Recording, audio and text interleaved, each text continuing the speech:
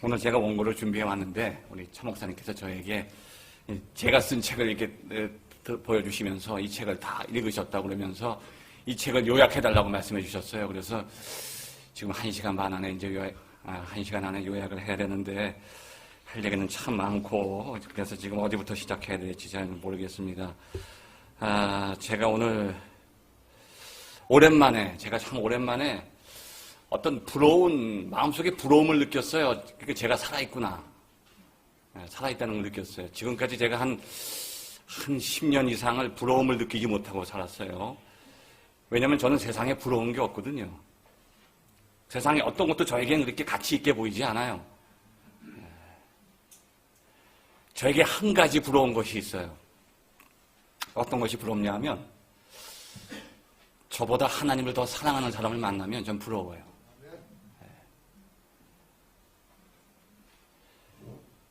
그건 마음대로 되는 게 아니거든요. 하나님을 사랑하는 게 아무나 되는 게 아니에요. 사랑하고 싶어서 되는 게 아니거든요. 그 사랑을 느낀 사람, 하나님이 나를 얼마나 사랑하는지를 느껴본 사람, 그 사람만이 하나님을 사랑할 수 있어요.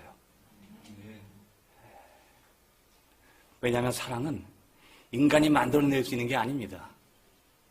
인간적인 사랑은 물론 누구 볼 때 사랑한다. 사랑이 느껴질 때 내가 만들어낼 수도 있다고 생각하겠지만 이 하나님의 사랑은요. 인간에게서부터 나올 수가 없어요. 그래서 요한일서 4장 7절에 보면 그런 말씀이 있어요. 사랑하는 자들아 우리가 이같이 서로 사랑하자. 사랑은 아버지께로서 난 것이니 사랑하는 자마다 아버지께로서 나서 아버지를 알고 하나님을 아는 분이 계십니까? 하나님을 알 수가 없어요. 하나님은 우리의 그 지식을 넘어서 계신 분이죠. 전지전능하신 분이에요. 함부로 우리가 하나님을 안다고 얘기할 수 없어요. 그런데 하나님을 사랑하는 사람은 하나님을 아는 사람입니다. 사람 사이의 관계도 마찬가지예요. 내가 저 사람을 잘 안다. 얼마나 알겠어요? 아는 것 같은데 모르는 거예요. 50년을 같이 살아도 잘 몰라요. 부부 사이에서 잘 아는 것 같지만 내 아내에게 이런 면이 있었나? 남편에게 이런 면이 있었나? 잘 모르죠. 우리가 진정으로 안다고 하는 것은 그 사람을 사랑할 때 아는 겁니다. 우리가 하나님을 사랑하기 전에 하나님이 우리를 먼저 사랑하셨어요. 그리고 우리로 하여금 그 사랑을 깨닫게 하신 거죠. 그래서 하나님을 사랑한다는 건요. 하나님께 사랑을 받았다는 거예요. 사랑은 우리에게서 나오는 것이 아니라 하나님으로부터만 나오는 겁니다. 그래서 하나님을 사랑하는 사람은 하나님께 사랑을 받은 사람이고 그 사랑을 가지고 이웃을 사랑할 수 있게 되는 거예요. 그래서 받은 사람만이 줄 수 있고 받은 사람만이 줄 수 있고 주지 않으면 사라져버려요. 하나님께서 우리에게 주신 모든 것은 우리에게 속한 것이 아닙니다. 근데 우리는 그것이 우리 것인 줄 착각하는 거죠. 하나님께로부터 온 것이기 때문에 그걸 내가 소유하려고 하면 사라져버려요. 즉시 사라져요. 하나님이 우리를 사랑하신 것도 그 사랑을 나 혼자 꼭 쥐고 있으라고 주신 것이 아니죠. 빨리 전해줘야 돼요. 이웃에게 나눠줘야 돼요. 근데 우리는 생각에 내가 소유해야 되는데 나눠주면 나는 없어지는구나 이렇게 생각해요. 이게 소유의식이에요. 오늘 제 설교의 주제가 청지기죠. 우리는 주님의 청지기입니다. 청지기 의식의 반대는 소유의식이에요.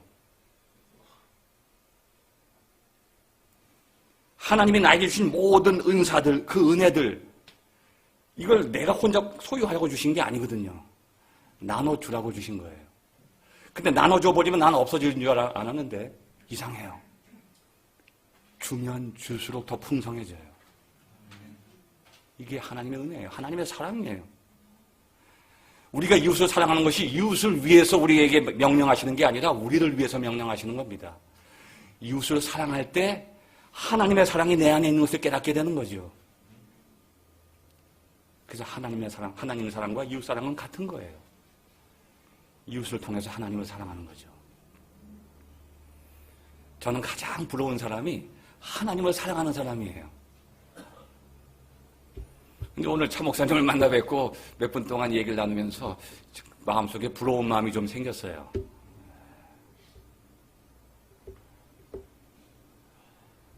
저는 요한복음 21장 그 15절부터의 사랑합니다. 왜냐하면 주님과 베드로와의 대화하는데 성경 말씀에 나오는 대화 가운데 가장 아름다운 대화예요. 주님이 베드로에게 물으시죠. 요한의 아들 시몬아, 네가 나를 사랑하느냐?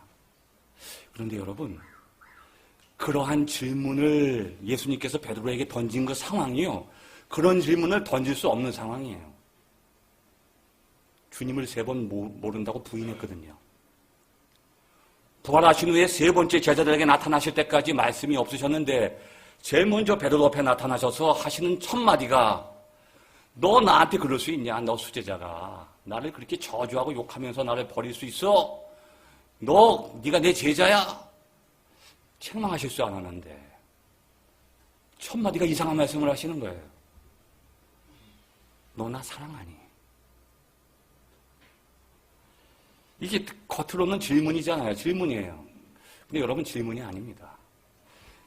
질문 속에 대답이 숨겨져 있는 거예요. 오늘 이따 여기 성도분들, 여기 부부들 오셨잖아요. 이따 저녁에 이제 예배 끝나고 집에 돌아가셔서 한번 실험해 보세요. 여성분이 아내분이 남편분에게 한번 질문을 던져보십시오. 여보, 나 사랑해요?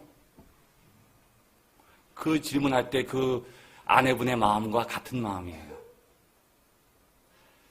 길 가는 사람에게 나 사랑하냐고 물어보면요, 정신병원에 가야 되죠.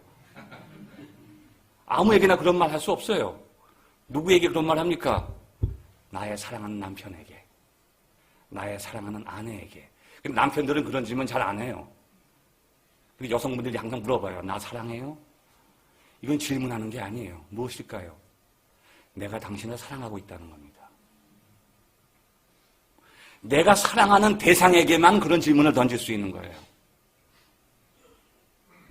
그 예수님의 이 말씀은요, 제가 신앙을 떠나고 신학을 떠나서 이걸 학문적으로 분석을 해봐도요, 사람의 입에서 나올 수 없는 말이에요. 인간은 그런 상상을 할 수가 없어요. 그런 말을 할 수가 없습니다. 이건 신적인 언어예요. 시몬아, 네가 나를 3번 부인했든지 그렇지 않든지 그것이 나에게 중요하지 않아. 그때나 지금이나 나는 너를 변함없이 사랑하고 있어. 주님께서 시몬에게 첫 마디를 통해서 그렇게 사랑을 고백하고 계시는 거예요. 이게 한글 성경에 보면 사랑하니, 사랑합니다, 똑같은 말을 반복하는 것 같은데요, 그 히라보 원문으로 들어가면 언어가 바뀌어요. 주님께서 부르실 때는 아가파오라고 부르십니다. 시몬 요안누 아가파스 메 플레온 투톤. 그때 시몬의 대답은 달라요. 나이 큐리에시 오이다스 호티 필로세. 이것을 원문 그대로 제가 번역을 해드리면, 시몬아, 내가 너를 사랑하는 그 사랑으로 너도 나를 사랑할 수 있느냐? 주님, 저는 그렇게 못해요. 제가 주님을 사랑하는 건요, 시시각각 변하는 인간적인 연약한 사랑일 뿐입니다. 이것을 내가 대답하기 전에 이미 주님은 알고 계십니다.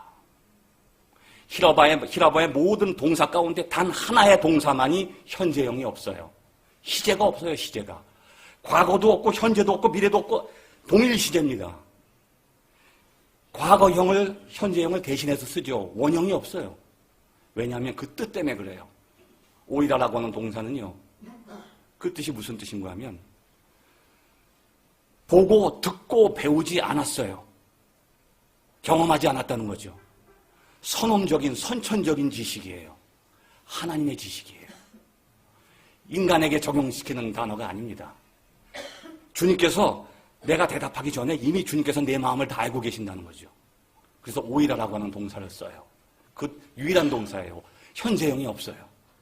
왜? 이미 뜻 속에 과거의 의미가 들어가 있기 때문에. 그 다음에 주님께서 또 부르실 때는 이제는 베드로가 오이다라고 하는 동사를 써서 대답하는 게 아니라 기노스콜을 씁니다. 보고 듣고 배워서 안다는 거죠.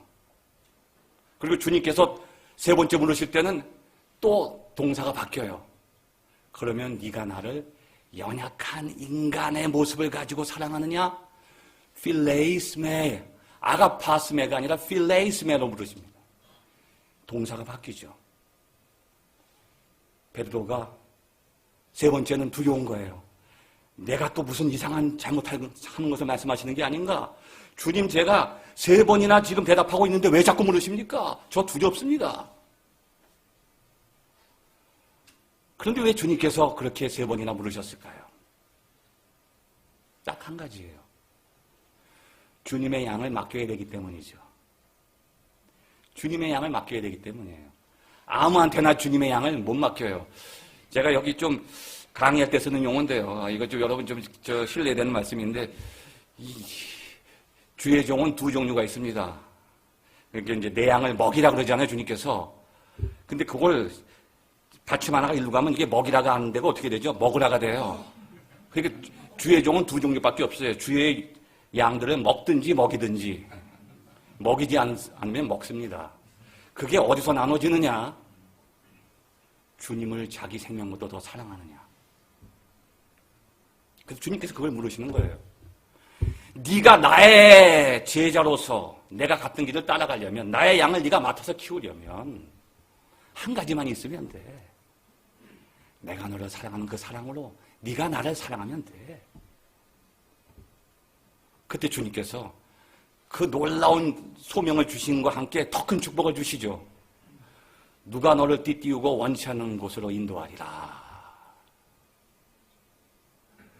베드로는 머리가 나빠서 그게 무슨 얘기인지 몰랐어요. 아마 순교할 때도 그 얘기를 기억 못했을 겁니다. 그 말씀을. 근데 옆에서 들었던 사람이 누구냐? 요한이에요.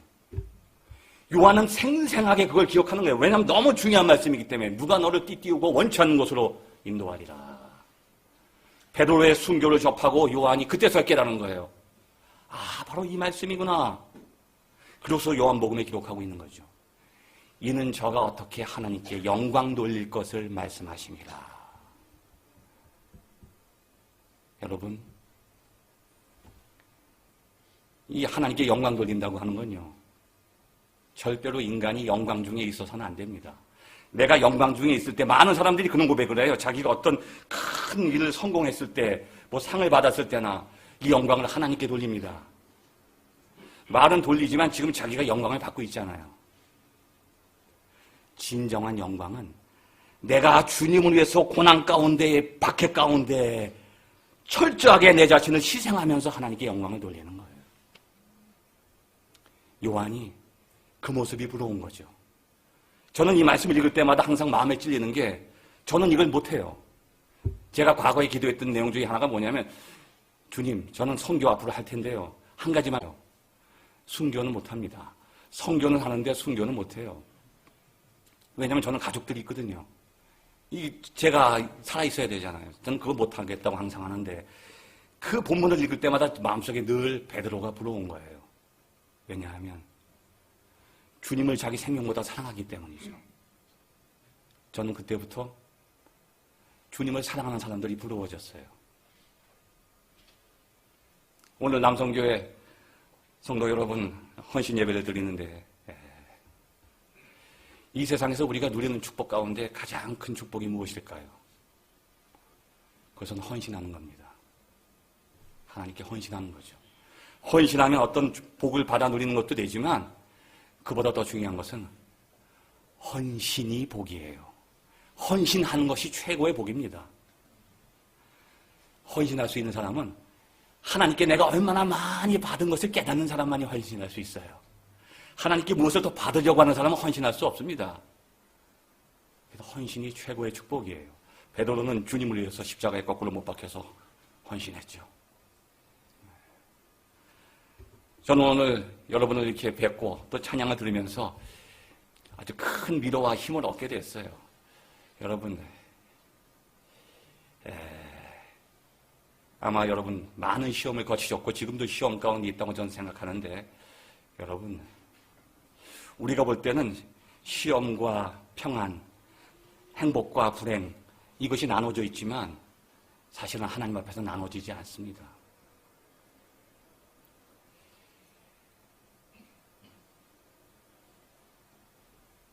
죄가 있는 곳에 시험이 없어요. 더러운 곳에도 시험이 없어요.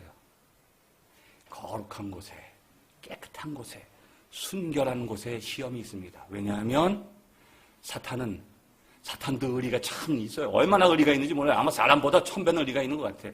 사탄도 자기 새끼는 건드리지 않거든요. 자기 식솔들은 잘 챙겨요. 사탄이 얼마나 잘 챙기는데요. 자기 품에 있는 자기의 자녀들. 죄 지라고 유혹하지 않아도 알아서 죄를 지어요. 어떤 사람들은 기뻐하면서 지어요. 이게 죄인데 그게 아니에요. 이제 신나서 죄를 짓죠. 사탄이 아주 즐거워하는 거예요. 자기 품에 있는 거예요. 자기 품에 있는 사람들은 안 건드려요. 하나님의 자녀들을 건드립니다. 그래서 여러분, 혹시 여러분이 시험과 고난 가운데 있을 때 너무 슬퍼하지 마세요. 그렇지 않습니다. 그것이 끝이 아니에요. 우리는 우리의 기준으로 선과 악을 나눠놓고 봅니다. 행복과 불행. 여러분, 어떤 것이 행복이고 어떤 게 불행일까요? 전도서 1장 2절 보면 그런 말씀이 있어요. 헛되고 헛되니 헛되고 몇 번 나올까요? 5번 나와요. 지혜문학의 진수인 전도서에서 제 1장 2절부터 나오는 얘기가 헛되다는 얘기가 나오면 이거 뭡니까? 이거 허무주의 아닙니까?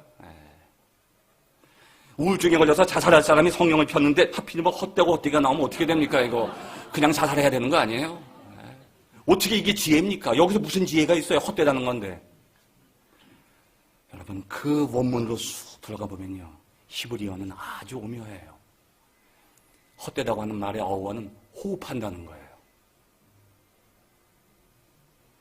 숨을 들이마실 때가 있으면 내쉴 때가 있어요. 앉을 때가 있으면 일어설 때가 있어요. 태어날 때가 있으면 죽을 때가 있습니다. 이게 인생이라는 거예요. 해는 떴던 곳으로 빨리 돌아가요. 바람은 이리 불고 저리 불고 불던 곳으로 돌아가요. 해 아래 새 것이 없어요. 행복할 때가 있으면요, 불행할 때가 있어요. 우리에게는 영원한 행복이 없어요. 우리는 영원한 행복을 꿈꾸고 살고 있지만 절대로 영원한 행복은 존재하지 않습니다. 행복이 어느새 불행이 돼버려요. 불행인 줄 알았더니 또 행복으로 바뀌어요. 어떻게 보니까 행복과 불행이 붙어있는 거예요. 그 행복의 시작이 불행에서부터 시작될 수도 있단 말이죠. 그 불행의 시작이 행복에서부터 올 수도 있어요. 이게 세상의 모습이라는 거예요. 그러니 세상에서 영원한 행복을 추구하지 말라는 거죠. 끝없이 왔다 갔다 하는 변하는 세상 속에서 우리의 삶을 거기에 의존하지 말라는 거예요. 눈을 들어 영원하신 하나님을 바라보라는 거예요. 하나님을 경외하라. 이것이 지식의 근원이란 말이에요. 이게 지혜예요, 지혜. 세상에 우리가 눈을 두고 살면요, 우리의 삶은 결국 허망할 수밖에 없다는 거죠. 근데 하나님을 바라보는 사람은 행복과 불행 속에서 요동치 않는 거예요. 여러분, 영원한 행복보다 더 행복한 게 있어요. 불행 속에서, 고난 속에서도 행복한 거예요. 여러분, 아무리 우리가 예수님 열심히 믿고 신앙생활 열심히 해도 우리가 암에 안 걸릴 수 있나요? 시험 안 당할 수 있나요? 고난에 넘어지지 않을 수 있나요? 똑같이 세상에서 당할 수밖에 없어요. 그런데요, 하나님의 자녀들은 그것이 그 자녀를 넘어뜨리지 못해요.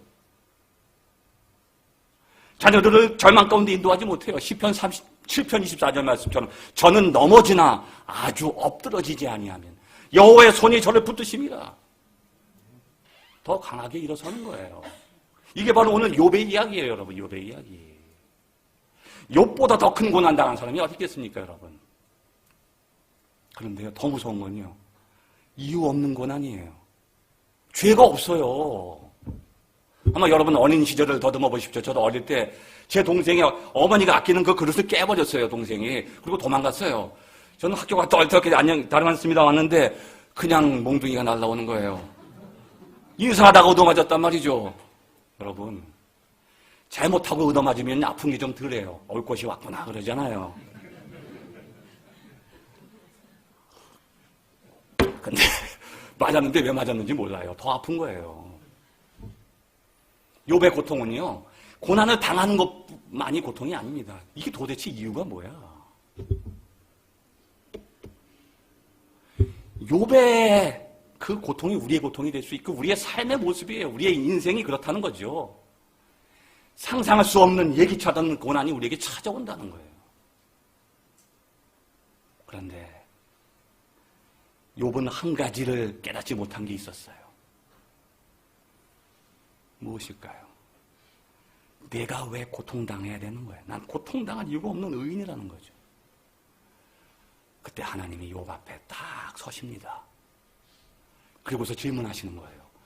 내가 천지를 창조할 때 너 어디 있었니? 욥이 입이 닫히는 거예요. 할 말이 없어요. 왜? 자기는 피조물이기 때문에. 하나님이 자기를 만든 거예요. 그때서야 깨닫는 거예요. 그리고 죄를 뒤집어 쓰고 회개하죠. 이 욥기의 내용은 이유 없이 고통당하는 어떤 동방의 의인 이야기가 아닙니다. 우리보다 더 무서운 죄인일 수가 있어요, 욥이. 왜냐? 자기가 죄가 없다는 거예요. 자기 의에 빠져있는 한 죄인을 하나님께서 너무도 사랑하셔서 그를 만나주시고 그를 거듭나게 하시는 이야기가 욥기입니다. 이게 바로 지혜서가 우리에게 가르쳐주는 거예요. 우리가 고통을 당하고 행복하고 그게 중요한 게 아니라는 거죠.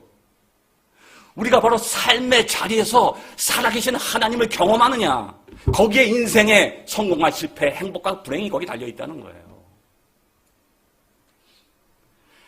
내가 행복하다고 좋은 게 아니고 불행하다고 나쁜 게 아니에요. 그 속에서 하나님을 만나느냐 만나지 못하느냐, 여기에 여러분 인생을 걸어야 되는 거예요. 여러분의 생명을 걸어야 돼요. 살아계신 하나님을 만나지 못하면 그 인생이 다 헛된 겁니다. 사도 바울은 기도 제목이 있었어요. 어떤 기도 제목이냐면 나한테 가시가 있는데 가시 좀 빼주세요. 3번을 기도했어요. 사도 바울 정도면요, 여러분 한 번만 기도해도 하나님이 즉시 응답하십니다. 왜냐하면 사도 바울 기도 중에 제가 가장 감동받은 기도가 어떤 기도인지 아십니까, 여러분? 하나님, 저 지옥 보내주세요. 아마 여러분 여기 지옥 가시고 싶은 사람 손 들어보세요. 한 분도 안 계시죠? 근데 한 바보가 여기 신약성서에 나오고 있어요. 사도 바울이라고 하는 바보예요. 하나님한테 감히 지옥 보내달라고 기도하는 거죠. 근데 여러분, 지옥과 천국의 공통점이 있습니다. 가고 싶다고 가는 게 아니에요. 천국 가고 싶다고 천국 가는 거 아닙니다, 여러분. 지옥 가기 싫다고 안 가는 것도 아니에요. 다 준비되어 있어요. 누군가는 가야 돼요. 그런데 사도 바울이 자기를 보내달라는 거예요. 근데 거기서 끝난다면 바본데 이유가 있어요. 하나님, 우리 교회 성도들, 내가 개척한 그 모든 교회 성도들 다 하나님 나라 보내주시고 우리 민족 다 구원해 주시고 다 하늘나라 갈 수 있다면 나는 기꺼이 지옥 가겠습니다, 하나님.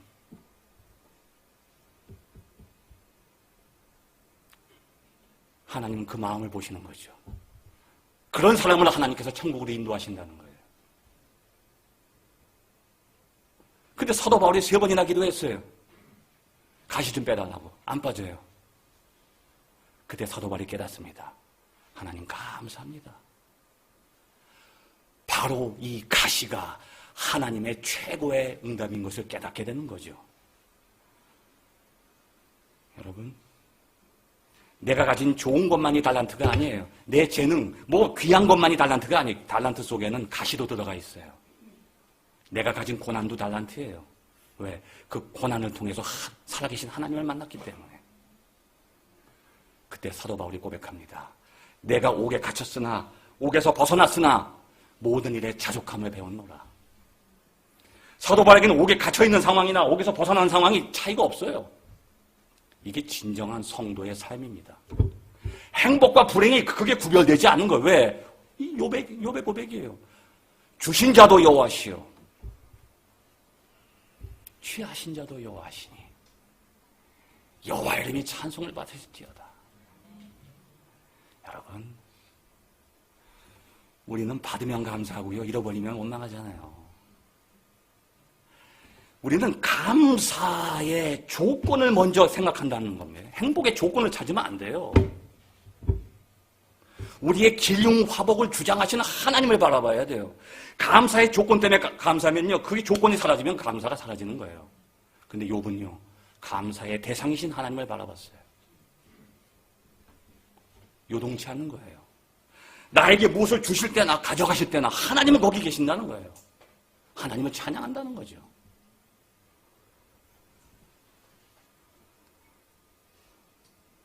하나님은 우리를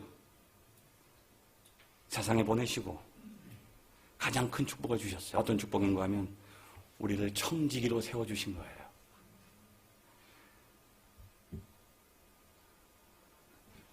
오늘 여기 이쪽 구리 시계는 굉장히 빨리 가는 것 같아요. 벌써 이제 시작을, 일산 시계는 천천히 가는데, 이거 이제 서론도 안 나왔는데 벌써 이제 시간이 오늘 그 목사님하고 약속했는데 이거 한 방에다 이거 요약하기로 했는데, 사실 제 책이요, 이게 한 200페이지 안 되는데요. 2000페이지를 요약한 거예요. 처음부터 요약을 한 걸 또 요약하려니까 지금 좀 이제, 길게 하셔도 괜찮아요.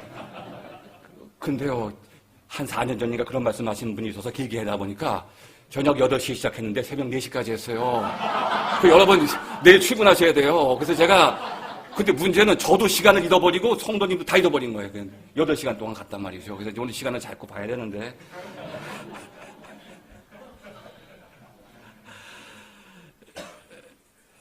이게, 이 눈물 없이는 읽을 수가 없어요. 여러분, 창세기 딱 열면요. 이거는 참, 이게 참, 하나님이 우리를 청지기로 만들어 주신 거예요. 에덴 동산의 청지기로. 그런데, 그냥 청지기가 아니에요. 에덴 동산의 선악과를 이렇게 만들어 주시고서, 이거 먹지 마라. 먹으면 죽는다. 그렇게 말씀하셨는데, 많은 성도분들이 여기서부터 걸리는 거예요.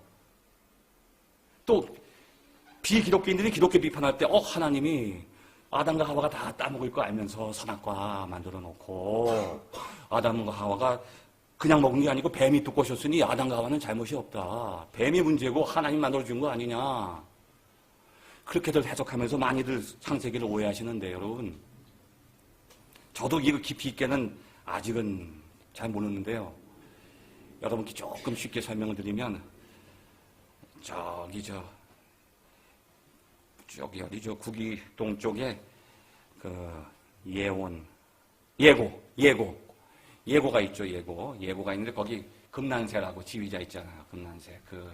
금난새 씨가 옛날에 TV에서 했던 얘기를 제가 기억하는데, 사랑하는 아들이 있어요. 어린아이인데 이 아이가 날마다 가장 아끼는 그 오디오 맥킨토시 수천만 원짜리잖아요. 매일 오디오 가서 전축 바늘을 만지는 거예요. 근데 그거 바늘 하나가 몇백만 원이잖아요. 근데 그 똑 부러지면 어떡해요. 근데 주위에서 이제 오신 손님들이 그 아이가 자꾸 만지니까, 아버지 왜 그거 안 말리냐고. 그거 큰일 난다고, 걔가 만지면 안 된다고. 그때 금난새 씨가 한 얘기가 있어요. 지금 하나님이 나보다 내 아들에게 더 큰 음악적인 재능을 주셨을 수도 있다. 내가 매일 그 전축에 접근하지 못하게 막는다면, 얘가 두려워서 거기 가까이 가지 않는다면 얘가 음악을 멀리할 거 아니냐. 이 아이가 갖고 있는 재능이 썩을 수 있다는. 난 그럴 수 없다. 근데 그 아이가 결국 가서 그걸 부러뜨렸어요. 이게 아버지의 모습이죠. 아버지의 마음이에요. 아버지가 아니라면 막죠. 근데 보내요. 가게. 왜 그럴까요? 사랑하기 때문에 그래요. 하나님이 인간을 이 마이크, 나무처럼 만들 수가 있죠. 근데요, 이 마이크는 자기가 마이크인지 몰라요. 내가 이 마이크를 사랑하는 줄 마이크가 몰라요. 근데 인간은 하나님을 사랑할 수 있도록 만드신 거예요. 하나님을 선택하도록 만드신 거죠. 하나님 스스로가 선악과를 만드시고 인간을 말고 하나님을 선택하게 하신 거예요. 이게 하나님의 사랑이에요. 이걸 어떻게 설명할 수가 없습니다, 여러분. 마치 탕자의 비유. 이 탕자의 비유가 제목이 잘못된 겁니다. 원래는 주인공이 탕자가 아니거든요. 주인공이 누굴까요? 아버지예요. 그래서 잃어버린 아들의 비유라고도 하는데 제가 그 비유의 제목을 좀 주석을 했어요. 그래서 제가 만들어낸 게 뭐냐면 기다리는 아버지의 비유예요. 자식이 집을 떠난 그날부터 하루도 빠짐없이 자식이 올 줄을 기다리는 아버지. 사랑하기 때문이죠. 사랑하기 때문에 떠나보내는 거예요.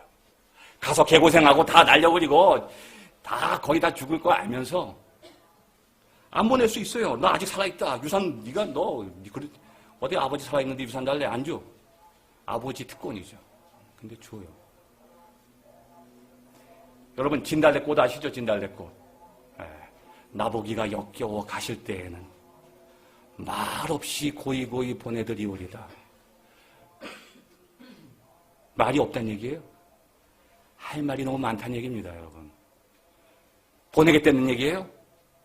죽어도 못 간다는 얘기예요. 왜? 좀 이따 보면 영변약산 진달래꽃 가시는 길에 아름 따라 뿌리오리다. 사뿐히 들여밟고 가시옵소서. 가라는 거예요? 가지 말라는 거예요? 가지 말라는 거예요. 그 진달래꽃이 뭐예요? 나예요, 나. 나 진이겨 밟고 가라는 얘기예요. 근데 왜 보내요? 사랑하니까. 이게 사랑입니다, 여러분. 창세기에서부터 하나님의 사랑이 눈물겹게 여기서 나타나는 거예요. 하나님의 사랑이. 이 선악과가요, 우리의 운명이 아니에요. 하나님의 사랑이에요. 우리에게 사랑을 나타내 보이시고 인간이 하나님을 사랑하도록 선택할 수 있도록 하신 거예요. 인간에게 자유를 주신 거죠. 그리고 에덴 동산을 다 맡기셨어요. 만물의 이름을 짓는 권세를 주셨죠. 이름이 난 뜻은 뭐냐면 안다, 지배한다는 뜻이에요. 여러분 집에 강아지 있죠? 강아지 이름은 누가 짓나요? 강아지가 마이 네임 이즈 쫑 그럽니까? 아니죠. 내가 지어주는 거예요. 내가 강아지를 안다, 강아지를 지배한다는 거예요. 에덴 동산을 다스리는 권세를 주신 거예요. 그런데 아담과 하와가 착각하는 거예요. 자기가 청지기인 줄 모르는 거죠. 에덴 동산의 주인이 되려고 한 거예요. 주인은 누구죠? 하나님인데 하나님처럼 되려는 거죠. 인간에게는요, 하나님처럼 되려는 마음이 늘 있어요. 뱀이 꼬신 게 아닙니다. 뱀이 유혹한 게 아니에요. 아담과 하와의 눈이 돌아가서 선악과에 꽂혀 있는 것을 하나님도 알고 계시고 뱀도 보고 있는 거예요. 뱀이 눈치챈 거예요. 그래서 아담의 마음을 건드리는 거예요. 하나님이 뭐라고 하셨냐? 지가 알면서 물어보는 거예요. 다 알고 있어요, 뱀이. 근데 뭐라고 하셨어? 이거 먹으면 죽는데. 아담의 마음을 그대로 뚫어보는 거예요. 그래, 사실은 죽지 않아. 하나님처럼 될까봐 그러신 거야.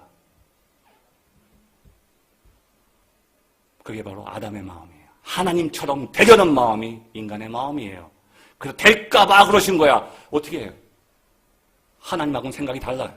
근데 사탄의 생각하고 내 생각이 하나야. 오케이. 왜? 선악과가 있거든요. 먹을 수 있어요. 여기에 전기 조조망이 있고 손도 못 대게 했으면 하나님이 만드시지도 않았죠. 근데 이상하게 손을 뻗칠 수가 있어요. 먹을 수 있어요. 이게 하나님의 은혜예요. 여러분, 놀라운 은혜예요. 근데 선악과를 여러분 혹시, 저는 읽을 때마다 내가 그런 생각을 했어요. 내가 나중에 하늘 날아가면 아담 만나면 제일 먼저 아담 역사부터 잡아야 돼. 왜? 먹기는 지가 먹고 죄는 내가 뒤집어 썼어. 그렇게 해석을 했었는데 요즘에 생각이 달라졌어요. 왜냐하면 제가 선악과를 매일 따먹거든요. 지금 여러분 앞에요. 자세히 보세요. 오늘 집에 가서 가만히 보시면 선악과가 앞에 있어요. 찾아보세요. 집에 분명히 있습니다. 내가 가장 하고 싶고 할 수 있고 해도 되는 것. 요 세 가지 항상 기억하십시오. 교회 생활할 때, 사회 생활할 때 지금 내가 가장 하고 싶은 게 뭐냐? 내가 가장 잘할 수 있는 게 뭐냐? 그 다음에 해도 되는 것. 허용돼 있어요. 그러면 누구나 다 하죠. 그래서 아담과 하와가 한 거예요. 아담과 하와가 좀 따먹고 싶고 따먹을 수 있어요. 근데 한 가지 먹으면 안 돼. 허용돼 있지 않거든요. 근데 뱀이 와서 그거 사실은 허용되는 거야. 하나님처럼 될까 봐 그런 거지 죽지는 않아. 허가해 주는 거예요.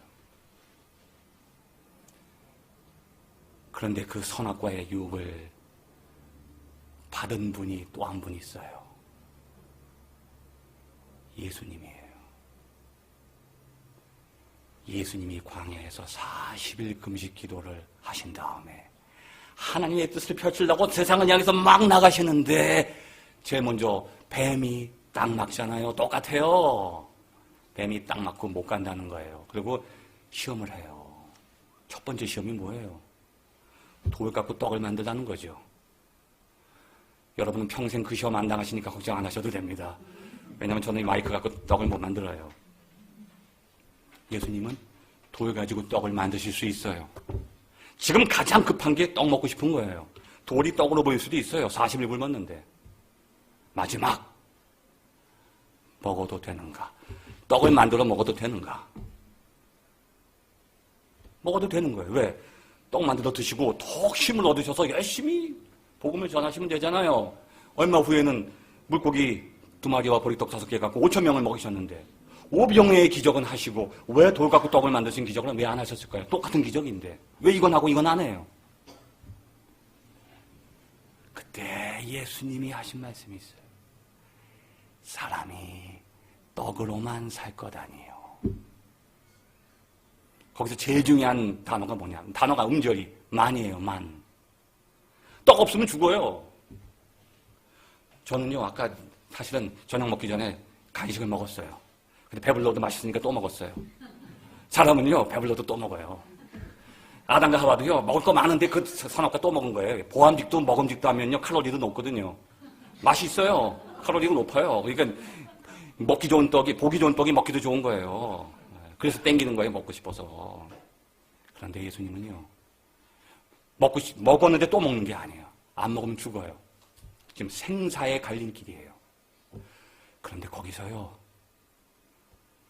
떡을 붙잡으시는 게 아니라 하나님 말씀을 붙잡아요.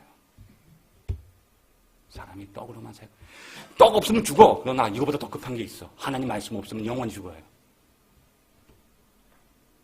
성도 여러분,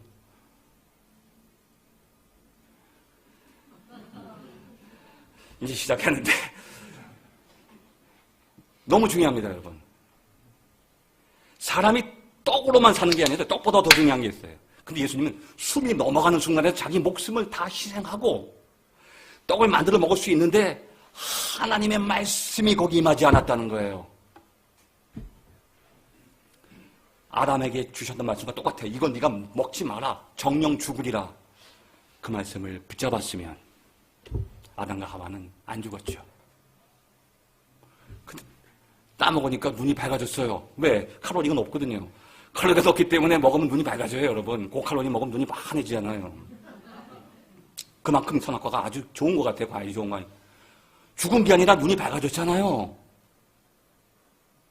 살아있는 것 같잖아요. 아니에요. 즉사했어요. 즉사. 하나님 말씀을 거역하는 순간 인간은 즉사예요. 살았으나 죽은 자예요.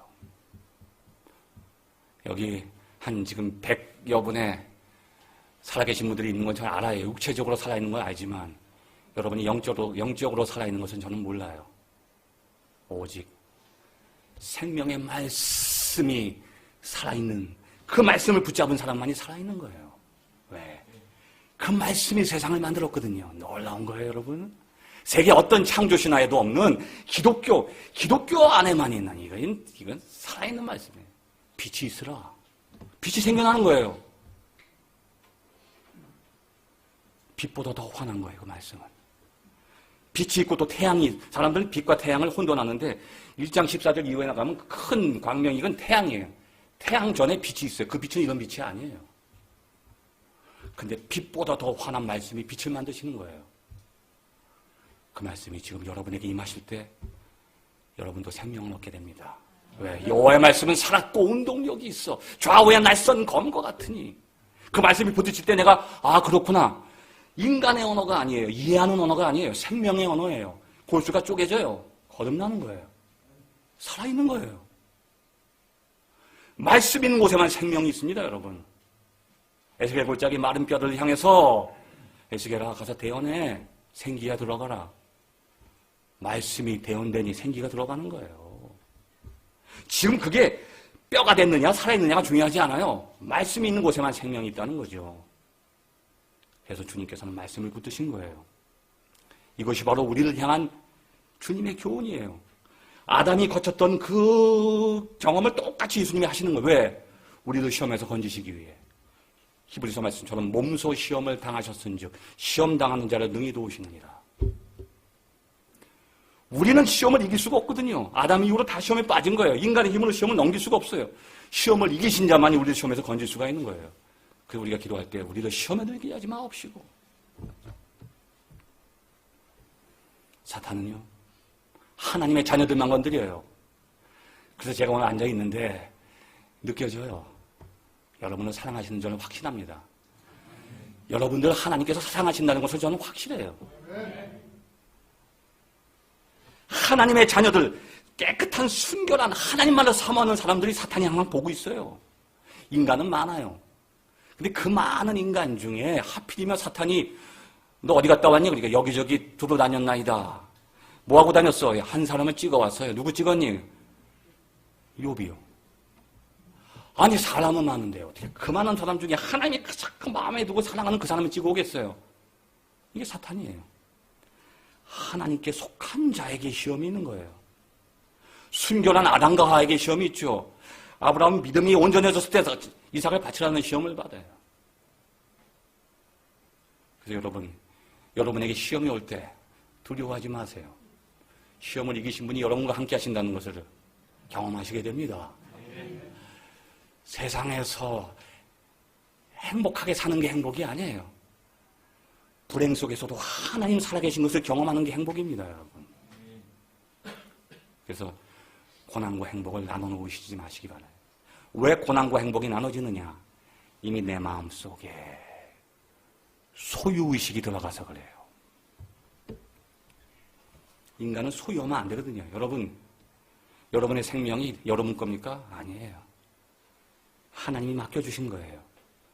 여러분의 시간, 오늘 시간, 이 시간, 여러분은 참 행복한 거예요. 왜? 이 시간이 여러분 게 아니거든요.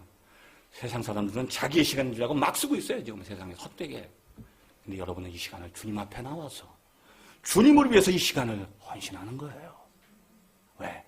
시간은 여러분 게 아니에요. 시간을 맡겨주신 거예요. 그래서 여러분은 생명을 맡은 청직이고 시간을 맡은 청직이에요. 또 뭘 맡았을까요? 많잖아요. 찾아보면 사명을 맡은 청직이. 인간은요, 자신의 사명을 깨닫기 전에는 살아있는 게 아니에요. 사명을 깨닫는 순간 그때 태어난 거고 그때 살아있는 겁니다. 그때부터 살기 시작하는 거지 그 전까지는 죽어있는 거예요. 시체와 마찬가지예요. 예를 들면 누굴까요? 미스터 모, 이거 수업 시간에 모세가 있는데 모세가 몇 살 때 하나님을 만났을까요? 80이에요. 80세까지 모세는 살아있는 게 아니에요. 모세의 뜻이 구원자예요. 아니 백성들 구원하라고 보냈는데요. 80년 동안을요. 사람 죽이고 도망다니고 양이나 치고 앉아있어요. 사명을 깨닫지 못하는 거예요. 그때 하나님께서 모세를 호렙산으로 인도합니다. 불타는 가시떨기를 보여줘요. 그 가시떨기 나무가 뭐예요? 모세예요. 그 하찮은 가시떨기에 불이 임했는데 불이 가시떨기를 태우지 않아요. 하나님의 불이 임재하는 거예요. 그때 모세는 소명을 깨닫게 되죠. 그때부터 인생이 시작되는 겁니다. 여러분에게는 반드시 소명이 있어요. 각자의 소명이 있습니다. 소명 없이 세상에 온 사람이 없어요. 왜? 여러분을 위해서 세상에 태어난 사람은 없어요. 여러분이 누군가를 위해서 하나님을 위해서 무엇을 하라고 세상에 오셨기 때문에 소명을 맡은 청직입니다. 또 굉장히 중요한 게 있죠. 물질. 많은 사람들이 물질을 소유하려고 해요. 그러면요, 가진 걸 몰라요. 지금 제가 이 컵뚜껑을 꽉 손에 쥐고 있으면요, 쥐고 있다는 걸 알잖아요. 근데 한 10년 동안 쥐고 있으면 잃어버려요. 언제 아느냐? 이 컵뚜껑을, 아이고, 놓을 때, 여기 있구나 알아요. 사람은 놓을 때 자기한테 있는 걸 알죠. 쥐고 있을 때 잊어버려요. 돈도 마찬가지예요. 돈을 쥐고 있으면요, 가진 걸 잊어버려요. 잊어버리기 때문에 더 많이 가지려고 하죠. 인간의 욕망은요, 끝이 없어요. 가지면 가질수록 욕망이 줄어드는 게 아니라 더 커져요. 그래서 제일 좋은 해결 방법은 욕망을 비우는 거예요. 욕망을 버리는 거예요. 그러려면 어떻게 해야 되나요? 예수의 마음을 품어야 돼요. 너희 안에 이 마음을 품어라. 곧 그리스도 예수의 마음이니 그는 근본 하나님의 본체시나 하나님과 동등됨을 취할 것으로 여기지 않고 자기를 비워요. 비어있는 것과 비우는 것은 다릅니다. 정반대예요. 비어있는 것은 비어있는 거예요. 비운다는 건 뭐예요? 꽉 차 있기 때문에 비우는 거예요. 꽉 차 있다는 거예요. 예수님의 그 충만하신 사랑을 말해요. 충만하신 사랑. 사랑만이 자기를 비울 수 있거든요. 낮아질 수 있어요. 주님의 마음을 품은 자만이 욕망을 비울 수 있어요. 그럴 때 욕망이 해결되지요. 이게 바로 청지기 의식이에요. 물질을 소유하려고 하면요, 욕망이 점점 커집니다. 가진 것을 잊어버려요. 그리고 그걸 자기 것으로 삼으려고 해요. 부자와 나사로의 비유 여러분 아시죠?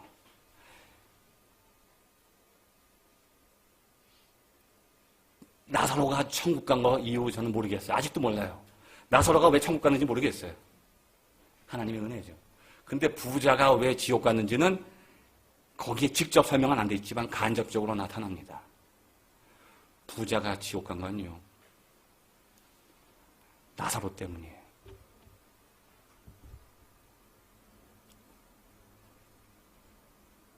제가 독일에 처음 갔을 때 기숙사에 토요일날 들어가니까 직원들이 퇴근해가지고 기숙사 방에 갔더니 매트레스가 없어요. 여러분 빠삐용에 나오는 그 침대 있잖아요. 용수에만 이렇게 있어요. 용수에만 있어가지고 거기서 누워서 자려니까 막 눈물이 나더라고요. 거기 추운데. 근데 한 1시간 지났는데 누가 똑똑 두들겨요. 문 열어보니까 한 70이 넘으신 그 노 목사님, 그 원목으로 일하시다가 은퇴하신 분인데, 옆집에 사시는 그 목사님이 사모님과 함께 매트라스와 담요를 갖고 왔어요. 따뜻한 차와 함께 딱 저한테 주시면서 이거 잘 빼고 잘 주무시오. 월요일날 봅시다. 월요일날 이제 해가 떠서 기숙사에서 그 물품을 지급받고 다시 이거 목사님 걸 가져다가 이제 갖다 드리면서 똑똑 놓고 해서 들어갔어요. 그 집에 들어가서 목사님 덕분에 제가 따뜻하게 잘 잤습니다. 주말을 잘 보냈어요. 이 은혜를 평생 잊지 않겠습니다. 그랬더니 이분이 하는 말씀이 너무 감사하지 마라. 네가 그렇게 나한테 고마울 이유가 없다. 난 내가 할 일을 한 거다. 그러면서 하시는 말씀이 네가 추위에 떨면서 자는 것은 내가 너에게 담요와 매트라스를 주지 않았기 때문이다. 저는 그 말씀이 지금까지도 마음속에 새겨져 있어요. 네가 추위에 떨며 자는 것은 네가 추워서 떨고 자는 게 아니야. 내가 너에게 담요를 주지 않았기 때문에 네가 추위에 떤다는 거예요. 나사로가 저 건너마을 어느 집에 가서 그냥 굶어 죽었으면 나하고 관계없죠. 하필이면 그 많은 집에서 내 집 앞에 문간방에서 굶어 죽었어요. 나는 배가 불러서 배를 두들기고 먹고 있는데 내가 그 나사로의 입에 떡을 넣어주지 않았기 때문에 죽은 거예요. 시편에 이사야서 보면 그런 내용이 있습니다. 내가 원하는 금식은 너희들이 밥을 굽는 것도 금식이지만 더 원하는 금식이 있단다. 굶는 자의 입에 너희가 먹을 빵을 넣어줘라. 이게 내가 원하는 금식이다. 오늘 여러분 나눠드린 이게 팜플렛이 내용이 있는지 모르겠지만 우리 그리스도인들은 세상에서 청지기로 보내졌기 때문에 가장 중요한 것은 재물이 나의 것이 아니라 재물을 맡았다고 하는 청지의식이 필요해요. 왜냐하면 내가 소유하고 내가 쓸 수 있는 것 빼놓고 나머지는 전부 이게 내게 아니거든요. 나눠줘야 되는 거예요. 그 물질 자체는 내 것이 아니거든요. 근데 물질을 소유하려고 하면 어떻게 되느냐? 그 순간 하나님과는 멀어집니다. 왜냐하면 하나님과 물질은 가장 정반대 상극관계예요. 한 부자 청년이 주님께 왔죠. 주님, 어떻게 하면 제가 영생 얻겠습니까? 너무 아름답잖아요. 너무 아름다운데 제가 볼 땐 칭찬할 텐데 주님께서는 그 청년의 마음속 깊은 곳을 보는 거예요. 가진 것을 팔아서 남을 줘라. 그럼 이 청년이 아멘 해야 되잖아요. 영생하는 방법을 가르쳐 줬으니까. 근데 얼굴이 하얗게 질려서 가버리죠. 왜냐하면 물질을 쥐고 있어요. 물질을 쥐고 있는 상태에서는요, 하나님을 붙잡을 수가 없어요. 걱정 마십시오. 제가 9시까지 끝내드릴게요. 4시까지 안 합니다. 자, 여러분. 지금 여러분에게 가장 소중한 것이 무엇입니까? 근데 그것이 하나님이면 괜찮아요. 아무 문제가 없어요. 근데 하나님이 아니라면 큰일 나요. 그것 때문에 하나님이 멀어져요. 세상에서 모든 것을 다 잡을 수 없습니다, 여러분. 잘못하면요, 내가 잡아서 잡혀요. 여러분, 원숭이 사냥할 때 보면 아프리카에서 부시맨들이 호리병에다가 땅콩을 넣어놓습니다. 그럼 원숭이가 와서요, 땅콩을 딱 잡아요. 가장 지혜로운 동물인데, 지혜만큼 욕심도 커요. 그래서 그 지혜가 도움이 안 돼요. 여우도 마찬가지예요. 땅콩을 딱 잡는 순간 손이 안 빠져요. 근데 먹으려는 욕심 때문에 놓지 못해요. 놓으면 살 수 있는데 내가 잡아서 잡히는 거예요. 이게 무서운 거예요. 이 소유의식이 제일 무서운 거예요, 여러분. 어떤 것을 내가 소유하려고 하는 게 그렇게 무서운 겁니다. 내가 그걸 잡는 순간 잡히는 거예요.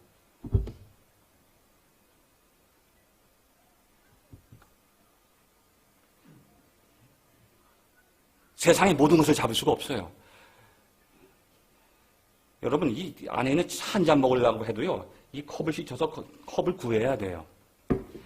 이 따끈한 차 한 잔, 이 작은 것도 이걸 위해서는 어떤 것을 다 희생해야 됩니다. 작은 것을 위해서라도 공짜가 없거든요.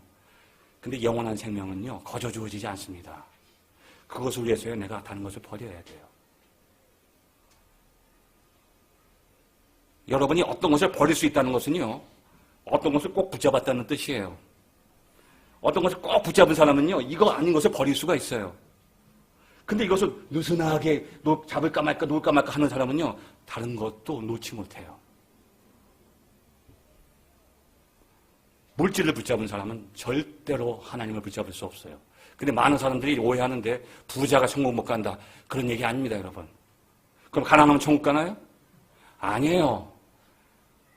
부자의 의식을 가지만 어떤 사람은 부자인데요, 자기는 하나도 안 가져요. 그때 어떤 사람은 가난한 사람인데 어떻게 하면 내가 일확천금을 날마다 그 생각밖에 없어요. 돈의 욕심밖에 없어. 그런데 가난해. 부에 대한 집착, 부에 대한 소유의식이 이게 부자의 문제지, 돈이 많다고 이게 문제가 아닙니다, 여러분. 뭐 가난한 청빈론, 청부론, 이건 중요한 게 아닙니다. 물질을 붙잡는 순간 하나님을 붙잡을 수가 없어요. 왜? 하나님과 물질을 동시에 섬길 수가 없거든요. 이 만몬이라고 하는 것은요, 그냥 돈이 아니에요. 이 재물을 관장하는 신의 이름이에요. 고대 근동에서. 하나님을 섬기는 사람은요, 물질을 안 섬겨요. 근데 물질을 섬기면요, 하나님 못 섬겨요. 동시에 둘을 섬길 수 없는데 그건 불가능합니다, 여러분. 제가 결론적으로 말씀드리면, 내가 어떤 것에 절대적으로 순종할 수 있다고 하는 것은 다른 모든 것에 불순종할 수 있는 힘이 되는 거예요, 이게.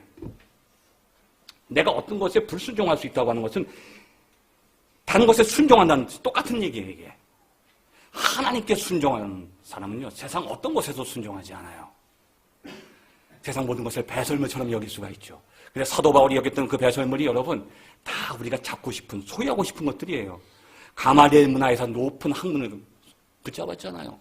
베냐민 지파에서 그 혈통을 붙잡았잖아요. 로마 시민권. 어느 하나도 이건 세상에서 놓칠 수 없는 귀한 것들을 붙잡고 있는데 이것이 배설물처럼 보이는 거예요. 왜? 하나님을 붙잡았기 때문이죠. 하나님이 눈에 보이는 사람은 물질이 보이지 않는 거죠. 동시에 둘을 볼 수 없다고 하는 거죠. 자, 아까 이제 생명, 시간, 물질, 또 뭐가 있을까요? 여러분의 몸, 영혼, 이것도 여러분 게 아니에요. 함부로 여기 몸을 혹사시켜도 안 되고요. 피곤하게도 안 돼요, 여러분. 몸을 잘 관리해야 돼요. 또 뭐가 있을까요? 여러분의 성품, 재능, 이것도 여러분 게 아니에요. 여러분이 머리가 좋다? 하나님이 귀하게 쓰라고 머리 좋게 하신 거예요, 다. 자기 위해서 하는 게 아니에요. 또 뭐가 있을까요? 환경이죠, 환경. 환경은 여러 가지가 있어요. 내 주위의 환경. 환경을 탓하지 마세요. 왜 탓하느냐? 소유하기 때문에 그래. 달란트에 비우면 5달란트, 2달란트, 1달란트. 왜 1달란트 가진 사람이 기분이 나빴을까요? 소유의식 때문에 그래요. 이걸 주인의 것으로 생각하면요, 비교 안 해요. 여러분, 요즘에 엄친아, 엄친딸, 그런 얘기 왜 나와요? 왜 내 자식과 남의 자식을 비교합니까, 여러분? 내 자식은 내 게 아니거든요. 얼마 전에 신문 보니까 어느 어머니가 자살하는데 3살, 5살짜리 아이를 품에, 이건 말이 안 돼요. 자기 생명도 스스로 끊으면 안 되지만 그 어린아이들은 이건 하나님이 허락한 자기 게 아니거든요, 생명이. 그 의식 속에는 그 자식을 자기가 소유한다는 거지. 자식은요, 하나님이 맡겨주신 선물이에요. 최고의 선물. 부모는 자식을 맡은 청직이에요. 그래서 귀한 거예요. 내 자식이 머리가 나쁘든 얼굴이 못생겼든 그 관계없어요. 남편은 아내를 맡은 청, 여기 혹시 아내분들 이 세상에 내 남편 같은 남편이 없다. 그분 아마 좀 정신병원에 가셨을 텐데. 그건 3년 못 가요. 3년 지나면 콩깍지 다 벗어지거든요. 이게 뇌에서 세로토닌 호르몬이 안 나와요. 사랑이 식어버리는 거죠. 사랑이, 지난번에 어느 교회 집회 갔는데 장로님이 한 80대신 분인데 결혼하신 지 50년이 넘었대요. 근데 손을 잡고 계시더라고요. 그래서 제가, 장로님 아직도 그렇게 금슬이 좋으시네요. 그러니까 이분이 하신 말씀이 자랑스럽게. 저는요, 아직도 50년 됐는데 아직도 손을 잡으면 전기가 통해요. 그래서 제가 장로님한테 그랬어요. 장로님, 그건 전기 통하는 게 아니고요. 중풍 초기일 수가 있습니다.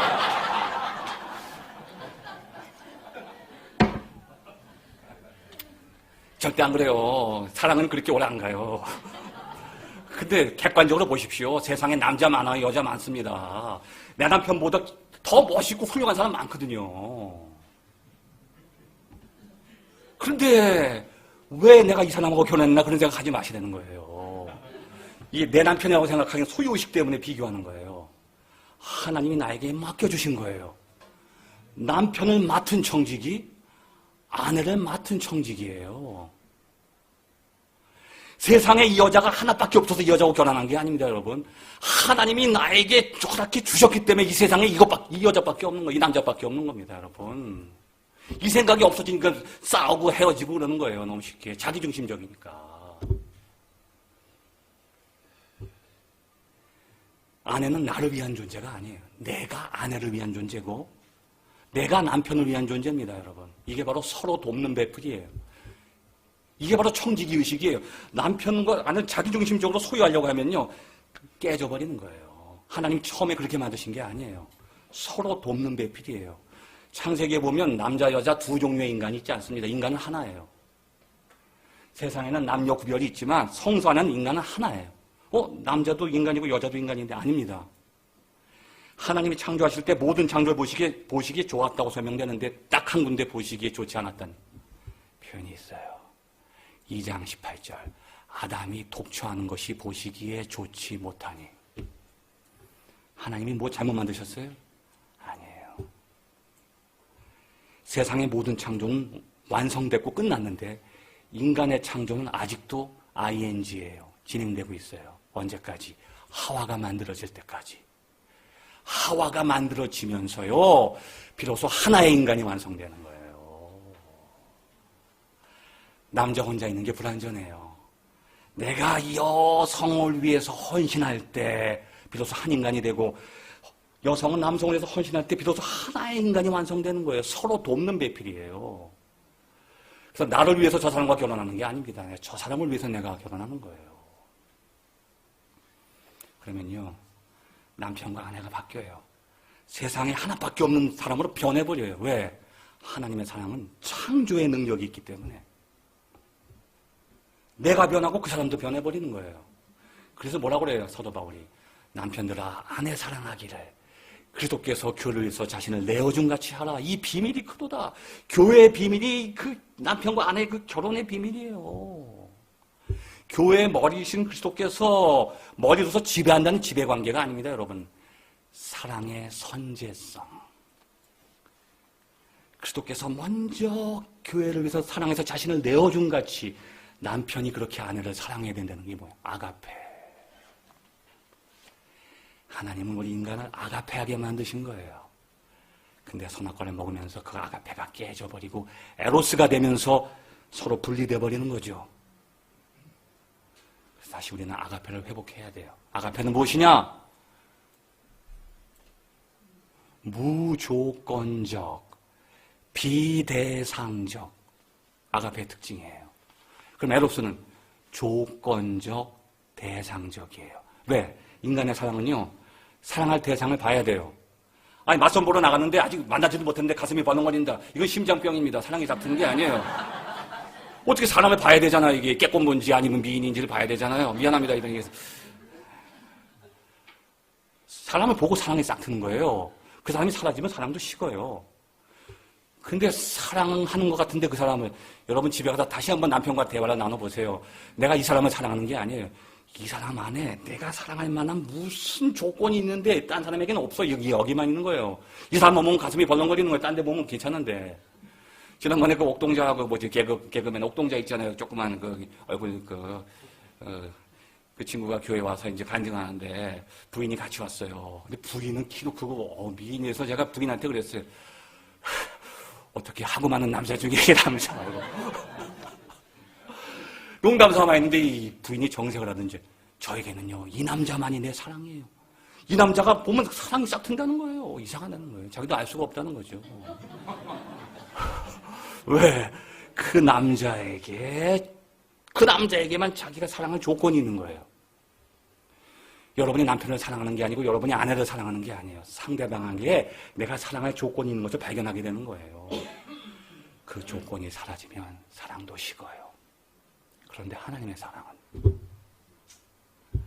사랑할 대상이 없어. 아직 대상이 창조되지도 않았어. 근데 사랑이 먼저 있어. 그리고 그 사랑이 대상을 창조해요. 그래서 이 사랑은 대상이 있으나 없으나 변함이 없어.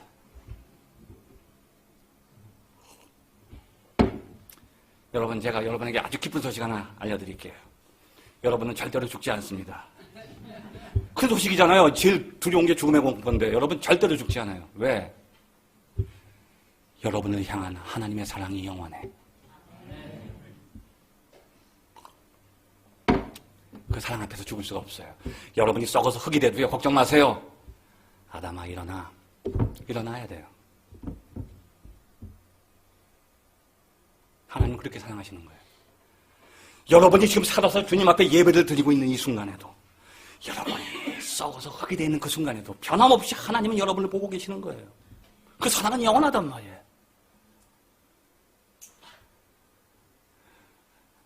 제 강의가 아름답죠. 깊어지면 더 아름다워요. 근데 여러분 이 시간이 돼서 종말이 가까이 왔어요. 종말은 항상 멀리 있는데요. 경험은 현재적으로 하는 겁니다. 여러분 지금이 생시 같아요? 꿈 같아요? 너무 아름다우니까 꿈 같죠? 지금 이게 현실입니까? 꿈입니까? 현실이죠. 그런데요, 그렇지 않을 수도 있어요. 너무 섣불리 여러분의 생각과 경험과 판단을 믿지 마십시오. 여러분, 꿈속에서는 살을 꼬집으면 아플까요? 안 아플까요? 안 아파요? 죄송하지만 그건 개꿈이에요.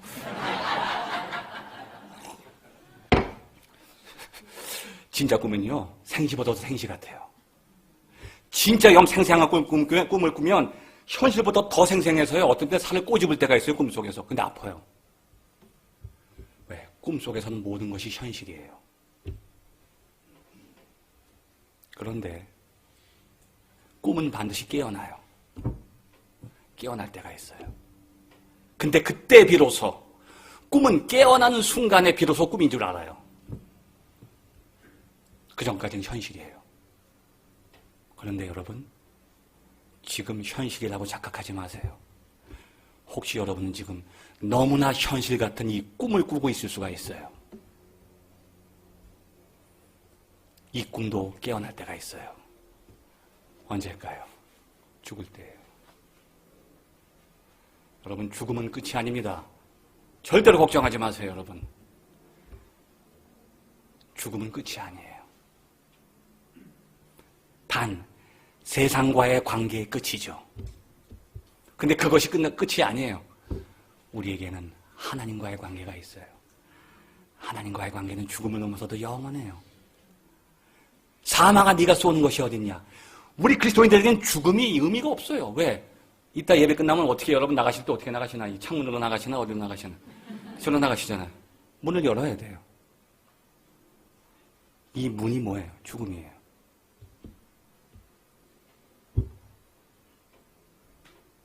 너무나 현실 같은 꿈에서 깨어나서 참된 영원한 현실로 들어가는 그 문을 열어야 돼요. 그 문을 열면요, 끝나는 게 아니라 참된 현실로 들어가요. 이게 바로 고린도전서 13장에 나오는 사도 바울이 죽지 않고 삼층천에 올라갔던 경험을 쓰고 있는 거예요. 지금 우리가 거울을 보는 것처럼 희미하나? 제 얼굴이 희미하게 보이십니까? 그럼 빨리 안경을 맞추셔야 돼. 생생하잖아요. 이 생생한 것보다 더 생생한 게 있다는 거야.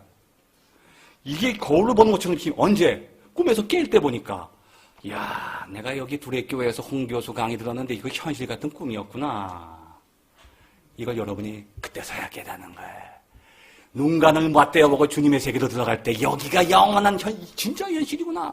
내가 잠깐 100년도 못 되는 일장 춘몽을 꾸었구나. 여러분, 죽음을 두려워하지 마세요. 죽음은 우리를 이길 수 없어요. 죽음을 이기신 주님께서 우리와 함께 하시기 때문이죠. 우리는 청지기로 세상에 왔는데 환경 속에 아까 말씀드렸지, 부모도 환경이고 자식도 남편, 아내, 그 모든 것들이 나에게 주신 사명이에요. 하나님이 주신 것이기 때문에 귀한 거예요. 하나님이 주신 모든 것은 귀해요. 나에게 가시를 주셨다. 여러분, 그 가시도 축복이에요. 어떻게 좋은 것만 주셨겠어요? 아까 차 목사님하고도 대화 나눌 때 목사님도 어려운 고난을 많이 겪으시고 저도 마찬가지로 저도 작년 4월 19일 날 심장이 멎었어요. 심근경색이 와가지고. 근데 한참 삼층천에 올라갔는데 사도 바울이 나중에 다시 오래요. 그래서 다시 내려왔어요. 기적적으로 소생하면서 이게 삶과 죽음이 나눠진 게 아니구나. 삶과 죽음이 붙어있는 겁니다, 여러분. 그러나 우리는 그 죽음을 통해서 끝나지 않아요. 명확한 현실로 깨어나는 미래가 우리에게 보장되어 있기 때문에 이것이 바로 부활신앙입니다, 여러분. 그래서 세상에서 어떤 것도 잡으려고 하지 말라는 거예요. 왜? 세상에서 우리는 청지기로 살아야 돼요. 그 사람만이 영원한 생명을 소유할 수 있어야지. 우리가 소유할 것은 영원한 생명이에요. 이 세상 어떤 것도 소유하면 안 된다는 거예요. 잠깐 있다 놓고 가는 겁니다, 여러분. 이게 바로 청지기 의식이고 청지기 신앙이에요. 오늘날 교회가 왜 무너지느냐? 소유의식을 가져서 그래요. 목사님이나 교인들이나 이거 내 교회야, 내 거야. 왜 자꾸 유산 상속을 하느냐? 자기 돈이라고 해서 상속하는 거예요. 그건 좋은 게 아니에요. 내가 가진 모든 것, 어느 것도 내가 영원히 소유할 수가 없다는 거죠. 마지막으로 제가 아는 친구 중에 신학을 하다가 신학 얘기를 하지 않고 포기하고서 사업을 해서 크게 성공을 했어요. 근데 제가 얘기할 때마다 항상 그 얘기를 해요. 나중에 내가 죽기 전에 날 위해서 기도해줘. 먼저 믿는 자가 나중 되고 나중 믿는 자가 먼저 되니까 마지막에 내가 회개할게. 자꾸 그 얘기를 하는데 안타까운 거예요. 여러분, 먼저 믿으면 나중 된다는 얘기가 아니에요. 누구든지 자기가 하나님 앞에 가장 앞서 있다고 생각하는 사람은 제일 뒤로 가 있어요. 내가 하나님 앞에 쓸 수 없는 정말 부족한 죄인이라고는 깨닫는 사람은 항상 맨 앞에 있다는 거죠. 근데 이 친구의 하루 생활은 뭐냐면 아침 9시 반 되면 제일 먼저 은행으로 출근해요. 왜냐하면 돈이 너무 많은데 예금도 해도 돈이 남으니까 집에 놓을 수도 없잖아요. 이걸 다 보석으로 바꿔서 은행에다 넣어놨어요. 그래서 이제 가서 아침에 가서 이걸 딱 열쇠를 열고서 쫙 봐요. 한 1시간 동안 한 잔 보다가 내일 또 올게. 그러고 갑니다. 집에 가서 자요. 그 다음날 또 와서 또 먹고 또 가서 자는 거예요. 그게 자기 건 줄 아는 거죠. 근데 가만히 생각하니까 그 친구하고 저하고 똑같은 삶을 살아요. 저희도 집 앞에 백화점이 있거든요. 백화점에 하면 보석상이 있어요. 가다 보니까 이게 1,000만 원짜리래요. 한번 봅시다. 딱 보고 아름답네요. 내일 또 올게요. 착각하는 거예요. 잠깐 자기가 쥐고 있는 것을 영원히 쥐고 있을 줄로 착각하는 거죠. 그렇게 되면 절대로 우리는 하나님을 붙잡을 수 없어요. 오늘 지금까지 제가 드린 말씀 다 잊어버리셔도 좋은데 한 가지만 기억하시기 바랍니다. 지금 내가 오늘 이 상황 속에서 가장 잘 할 수 있고 하고 싶고 해도 되는 것. 그런데 하나님이 하면 안 된다고 그래요. 그럼 그 말씀을 붙잡아야 돼. 이거예요. 지금 여러분은 날마다 선악과를 따먹는 삶을 살기 때문에 나중에 하늘 나가서 난 안 먹었어요 할 수가 없어요. 내가 아담이고 내가 하와거든. 지금 내가 나의 삶 속에서 가장 잘할 수 있어. 너무나 잘해. 가장 하고 싶어. 그리고 해도 아무 문제가 없어. 그래서 사람들이 하는 거예요. 이게 바로 가장 큰 시험이에요, 여러분. 선악과가 쭈그렁 남탱이처럼 생기고 거기 독이 발라져 있으면요, 먹으라고 그래도 안 먹죠.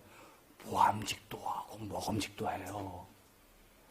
저는 여기 둘의 교회에서 희망을 봤어요. 왜? 여러분이 시험과 고난 속에 있기 때문에. 시험과 고난은요, 절대로 끝이 아니에요. 반드시 하나님의 축복이 예비되어 있어요. 그런데요, 진짜 무서운 건요, 시험보다 고난보다 1000배는 무서운 게 있어. 어떤 인간도 이기지 못하는 게 있는데 뭐냐? 유혹이에요. 유혹. 이게 사탄의 마지막 카드예요. 사탄은 머리가 좋은데요, 가장 큰 실수를 했어요. 기독교를 없애려고 하다가 가장 부흥시켜버렸어요. 2000년 동안 기독교를 부흥시키는데 기독교를 자꾸 박해하고 고난을 주는 거예요. 더 부흥됐어요. 고난과 박해 속에서 부흥되는 겁니다. 근데 기독교 죽이는 방법 간단해요. 편하게 해줘요. 고난도 사라지고 시험도 사라져. 기도 안 해도 막 형통해. 그냥 막 일이 다 잘 돼. 이게 막 교회 안 나갔는데요, 더 집안이 더 번성해지고 더 건강하고 행복해. 그럼 어떻게 되느냐? 지금까지 내가 꼭 쥐고 있던 주님의 손을 내가 놔버려.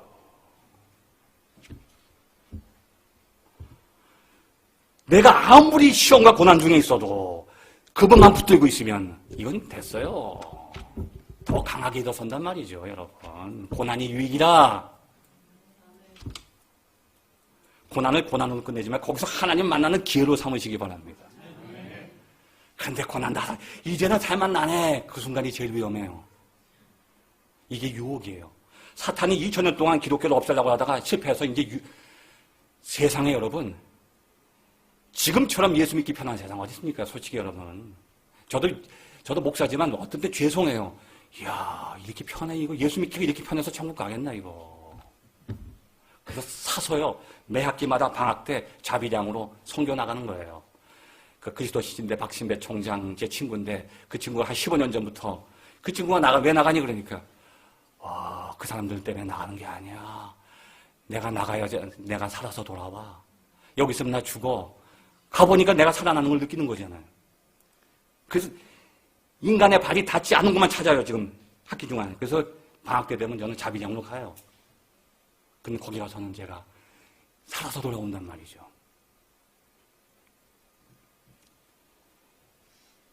지금처럼 예수 믿기 편한 시절이 없어요. 그게 위험한 거예요. 그러면 교회가요, 흔들려요. 제가 가장 사랑하는 시인 가운데 윤동준이라는 시인이 있어요. 거기 보면 시 가운데 그런 시가 있어요. 쉽게 쓰여진 시. 그 가운데 가장 중요한 대목이 뭐냐면 세상은 살기가 참 어렵다는데 이렇게 시가 쉽게 쓰여지다니 참 부끄러운 일이다. 여러분, 이게 시인의 마음이에요. 이게 진짜 시인이에요, 여러분. 진짜 시인. 그런 시를 읽어야 돼요, 여러분. 요즘에 베스트셀러 1, 2, 3, 교보문고 같더니 1, 2, 3이 쫙 있는데 보니까 이거 보니까 제목부터가 이상해. 자극하는 그냥 이상한. 전 그런 거 보면요, 거기다 불러지르고 싶어요. 베스트셀러, 절대로 읽어서는 안 될 책들이 베스트셀러예요, 요즘에. 속지 마십시오. 진짜 시는요, 살아있어요. 근데 제가 그걸 읽을 때마다 가슴에 이상한 게 자꾸 생각이 들면서 그 말이 딱 바뀌어버려요. 어떻게 바뀌느냐?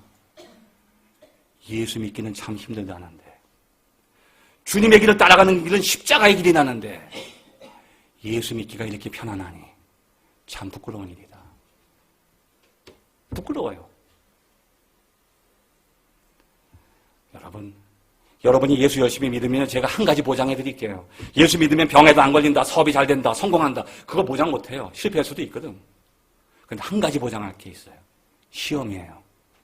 예수 제대로 믿으면요, 반드시 시험이 와요. 왜? 진짜 그리스도인에게는 시험이 오거든요. 그래서 시험 당한 자를 능히 도우시는 거예요. 몸소 시험을 당하신 거예요. 시험 당하는 자를 위해서. 그리스도인에게 주어지는 가장 보장된 것이 뭐냐? 축복이 뭐냐? 시험이니까. 여러분, 시험을 두려워하지 마시기 바랍니다. 함께 기도하겠습니다.